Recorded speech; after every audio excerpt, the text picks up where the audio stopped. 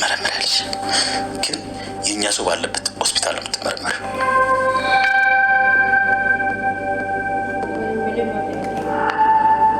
ውጤቱን እኔ በምፈልገው መንገድ ይሰጠናል። ልጅ እባክህ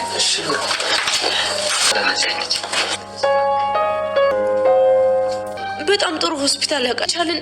ለምን ዶክተሩ ምን እያሰበች ነው? ተንኮል ለምንድን ነው ዶክተሩ እዚህ እንዲመጣ ይሆን እንዴ? ችግሩ ምንም። ስለዚህ እዚሁ አለው። ከዛ ህይወት ለሰራው ስራ ዋጋ ተከፍላታል። ወካምላኪ ወክቻለን እንዴ? ጭራሽ ብለሽ ደግሞ እንደለችዋ አንቺውሻ ቆንም አላውቅም። ስለምን ገዲያቱ ያለው ይሄ ሁሉ መከራ ለገንዘብ ብዬ ነው ወይ የማሳልፈው? እዚህ ቤት ከመጣሁ ጀምሮ እንቅልፍ የለኝም። አሁን ደግሞ ሰላም እንዳለችው ከሆነ ልጇ እንዳልሆንኩኝ ካወቀች ዲኤንኤው ምርመራ ሲመጣ በቃ ከዚህ ቤት መባረሬ ነው፣ እድሜ ልኬን እስር ቤት መግባቴ ነው። ለምንድነው ይህ ሁሉ መከራ እየበዛብኝ ከጎዳና ላይ ተነሳው ብዬ ተደስቼ አሁን ደግሞ ገንዘብ አገኛለሁ በማለት ደስታዬን ሁሉ አጣሁት። ለምን ይሄ ነገር ይከሰታል? አሁን እስር ቤት መግባቴ ነው በማለት ቃልዬ እጅግ ተጨንቋ ትገኛለች። ሆኖም ፋይሉን ለማግኘትና ሰለሞንን ሁሉንም ነገር እሱንም የጋነብ መንገድ አደርግብሃለሁ፣ እንደዚህማ በፍጹም አልተውክም በማለት እንግዲህ እሱን ቅጣት ለማስቀጣት እያሰበች ነው። ሆኖም እሷ እያሰበችው እየተሳካላት አይደለም። ምርመራውንም አላደርግም በማለትም ተናግሯ ነበረ። ሆኖም ባይሉ ካልተመረመርሽ ክብሬንም አጣለው፣ ማንነቴንም አጣለው። ስለዚህ ግዴታ መመርመር አለብሽ። እኔ የራሴን ዶክተር አመጣለሁኝ፣ በራሴ ዶክተር ትመረመሪና ምርመራውን እኛ ወደምንፈልገው እንዲቀይር እናደርጋለን በማለት ይስማማሉ። ሆኖም እንግዲህ ሰላም እጅግ በጣም ስለተጠራጠረቻቸው እሷ የምትፈልግበት እንጂ እነሱ የሚፈልጉበት ቦታ እንደማይሆን ትነግራቸዋለች። እንግዲህ አቶ ባይሉም እጅግ ይደነግጣል። ለምንድን ነው እሷ የምትፈልግበት ልታደርግ የፈለገችው? እኔ ያሰብኩትን ነገር ተጠራጥራኛለች ማለት ነው በማለትም እንግዲህ እጅግ እየተጠራጠራት ይገኛል። ሆኖም እንግዲህ ሰላምም ጌታ ሆይ እኔ ያሰብኩት ሳይሆን ቀርቶ ልጄ ሆና እንዳይጸጽተኝ ልጄን ውስጧን አራራልኝ፣ ግን ቃል ደግሞ ልጄ ካልሆነች ልጄስ ማናት እያለች ነው። እንግዲህ በባለፈው ላይ እሷ ቸኩላ ነው እንጂ ሁሉንም ነገር ሳሚ እየነገራት ነበረ። እሱም የነገራት ብሌን ልጇ እንደሆነች ነግሯት ነበረ። ብሌንም እንግዲህ ዳጊን አንተ እንደምንም ብለ ቃልዬን አሳምናት እናቴ እንደሆነች ተናገር እያለችው ነው።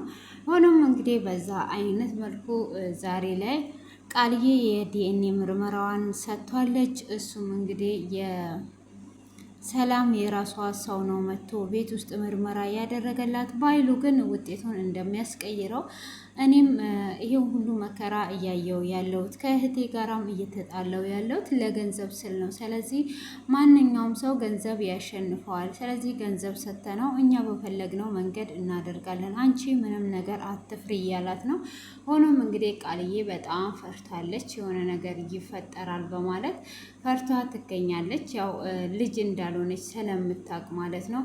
ሆኖም ወይዘሮ ገነት እንግዲህ በባለፈው ክፍል ላይ ዳግምና ብሌን ትተዋት ወጥተው ነበረ። እሷም እንግዲህ ለአምላኳ ጸሎት በማድረስ ወዳቸውን አራራልኝ፣ እኔ ይህንን ነገር ከነገርኳቸው ልጆቼንም አጣለሁ ባሌንም አጥቻለሁ በማለት እንግዲህ እጅግ በጣም እየተጨነቀች ትገኛለች። ሆኖም እንግዲህ ያንን በመጨነቋና በመቸገሯ ያንን ነገር እንግዲህ ጸልይና ዳጊን ይቅርታ ለመጠየቅ ትመጣለች።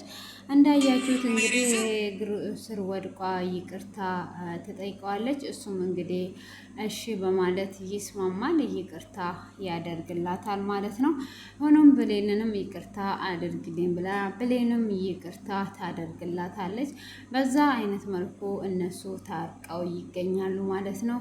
ሆኖም እንግዲህ ምንም ነገር ማድረግ አይቻልም። ያው ይቅርታ አድርጌልሻለሁ፣ ምንም ነገር አታስቢ በማለት እንግዲህ ይቅርታ አድርጓላታለች ማለት ነው። እንግዲህ በዚህ አይነት መልኩ ይቅርታ ካደረገችላትም በኋላ እንግዲህ ለምንድን ነው አንተ ይቅርታ ያደረክላት ብላ ትለዋለች። እሷም ይቅርታ ያደረኩት ይቅርታ እንግዲህ ያደረኩበት የራሴ ምክንያት አለኝ። ሁሉንም ነገር ከእሷ ጀርባ አጣራለሁ፣ እደርስበታለሁ በማለትም ይላታል። እንዴት ሆነ ነው የምትደርስበት? መቼስ ነው የምትደርስበት? በማለትም ስትለው አይ እደርስበታለሁ በማለትም ይናገራል ማለት ነው። እንዴት አድርገ ብላ ስትለው ወሬውን ካወጣችው ሴትዮ ከወሬው የተነሳ ሁሉንም ነገር እደርስበታለሁ በማለት እንግዲህ ይነጋገራሉ ማለት ነው። እንግዲህ በዚህ አይነት መልኩ ሁሉንም ነገር እንጨርሳለን ይላታል። እንግዲህ አሁን ላይ ቃልዬ እጅግ በጣም ብትጨነቅም ግራ ቢገባትም የሳሚን ደግሞ ውጤቱን እንግዲህ ሪሞሪውን ስትፈልግ ልታገኝ አልቻለችም። እንግዲህ በዛ ደግሞ ብሌን እንደሰረቀች ትዝ ይላታል። ውስጥ ላይ ያሉትንም እንደደለተች እሷም ሮጧ ትሄዳለች። እንግዲህ ሮጧ በመሄድም እንዴት ነው ይህንን ነገር ያደረግሽው በማለት እንግዲህ ትጠይቃታለች። እሷም እኔ ምንም ያደረግኩት ነገር የለም፣ ምንም የማውቀው ነገር የለም ብላ ስትላት ለምንድን ነው የደለትሽው ማለት እንግዲህ በጥፊ ትመታታለች። እሷም እንግዲህ ምንድን ነው በጥፊ የምትመችኝ ብላ ትላታለች። እሷም በጥፊ እየመታቻት እና እያሰቃየቻት እያለ ሰላም ትመጣለች። ሰላምም እንግዲህ ለምንድን ነው የምትመቻት? ለምንድን ነው የምታሰቃያት? በይዞር በይላት በማለት እንግዲህ በጥፊ እሷኑ መታ ታባርራታለች ማለት ነው።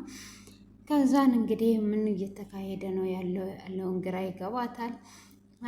እንግዲህ ገነትም ልጆቿ ይቅርታ ስላደረጉላት እግዚአብሔርም ጸሎቷን ስለሰማ እጅግ በመደሰት እንግዲህ ትሄዳለች።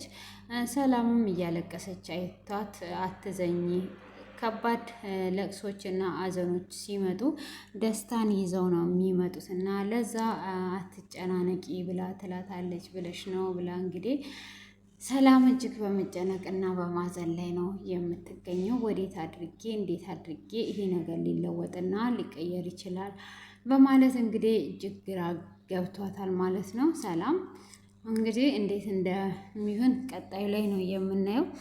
ቃልዬም የእጇን አግኝታለች ማለት ነው። እንግዲህ ቃልዬ ደግሞ ያንን ነገር ሰምታ እየሮጠች በሄደች ሰዓት ዳጊ አግኝቷት ነበረ። ሆኖም ዳጊ ግን ይህንን ነገር አሁን ተከትያት ሄጄ ካወራው ለብሌን የምጠይቃትን ጥያቄ አትመልስም እያለ ነበረ ማለት ነው። እንግዲህ ዶክተሩ እስከ ቤት ድረስ መጥቶ ፀጉር ሊወስድ ሲል በፍጹም አልሰጥም እያለች ነበረ።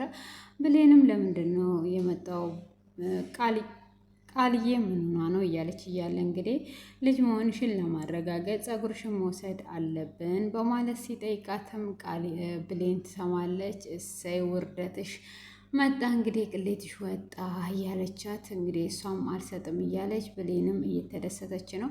ሆኖም እርግጠኛ ነኝ ያው ባይሉ አሁን ላይ መጠጥ እየጠጣም ቢሆን ከዛ ከመጠጡ ሲመለስ ያስቀይራል ብዬ አስባለሁኝ። እንግዲህ እንደዚሁ ዝም ብሎ በፍጹም እጅ የሚሰጥ አይደለም።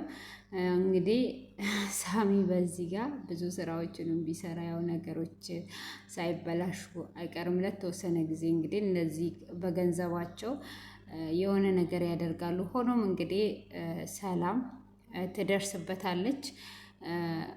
በዛውም ደግሞ እንግዲህ ዳግም ከቃልዬ ጋር በሚቀርበው እንግዲህ ቃልዬ ሪከርድ ስለሚያደርጋል በዛ እውነቱ መውጣቱ የማይቀር ነገር ነው። ግን ይሄ ዲኤንኤ ምርመራው ላይ እኔ እንደዚሁ ሳስበው እርግጠኛ ነኝ ይቀይረዋል ማለት ነው። ስለሚቀይረው እንግዲህ ለዚህ ምንም እንትን የለውም፣ ምንም አይነት ጥርጣሬ የለንም እንደሚቀይረው ማለት ነው። እንግዲህ ገንዘቡን ከፍሎ ገንዘቡን ፈልጎ እህትየውን እንደዚህ አይነት እያሰቃየ ይኖራል ማለት ነው። ውድ የተከበራችሁ ቤተሰቦቼ እንግዲህ ልጇንም ሳታገኝ ከወንድምነትም ወንድም ሳይሆናት አስባችሁታል እንዴ? እና እንደዚህ አይነት ወንድም አይኖርም ብለን እናስብ። አይኖርም ካለ ከባድ ነው፣ ካለ ከባድ ነው እና አይኖርም ብን ይሻላል እና እንግዲህ ገንዘብንና ገንዘብን ብቻ ነው የሚፈልገው። ያው ገንዘብን ብቻ ነው የሚያሳድደው።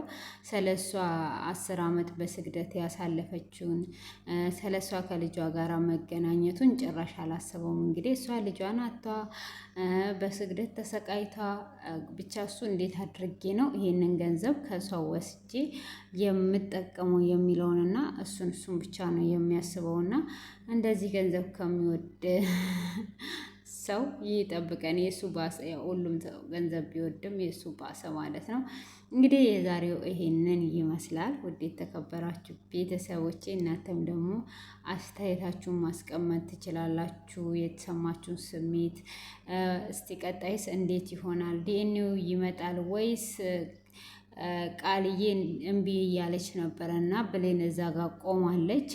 አውቋ ወደ ብሌን ተጠግቷ የብሌንን ጸጉር ነቅሏ ትሰጠው ይሆን ወይስ የብሌንን ጸጉር ነቅሏ ጸጉሯ ውስጥ አድርጓ እሱ እንዲወስደው ታደርግ ይሆን ወይስ ብር ከፍለውት ያስቀይሩ ይሆን? ይሄ እንግዲህ የኛ ግምት ነው። እኔ ግን ቃልዬ ራሷ በሆነ ምክንያት እንደ መቀጫቀጭ እያለች ስለነበረ በዛን ሰዓት እንግዲህ የብሌንን ጸጉር አምጥታ የምሰጣቸው ነው የሚመስለኝ ማለት ነው። እናንተም ግምታችሁን አስቀምጡ። መልካም ቆይታ